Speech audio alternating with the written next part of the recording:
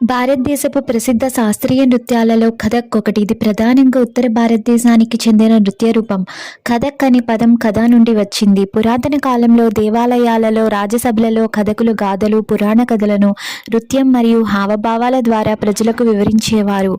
అలా కథక్ నృత్యానికి ఆరంభం జరిగింది. కథక్ నృత్యంలో పాదచలనానికి ఎంతో ప్రాధాన్యం ఉంటుంది.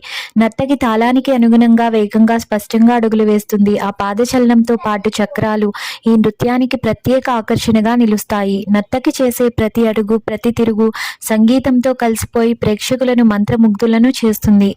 కథక్ నృత్యంలో భావ వ్యక్తీకరణ కూడా ఎంతో ముఖ్యమైనది. ముఖాభినయం, కంటి చూపు, చేతి ముద్రల ద్వారా కథను స్పష్టంగా తెలియజేస్తారు. మొఘల్ కాలంలో ఈ నృత్యం రాజసభల్లో ప్రాచుర్యం పొందింది.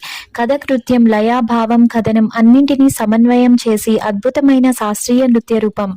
ఇది భారతీయ సంస్కృతి, సంప్రదాయాల గొప్పతనాన్ని ప్రపంచానికి చాటి చెప్పే కళగా నిలుస్తుంది.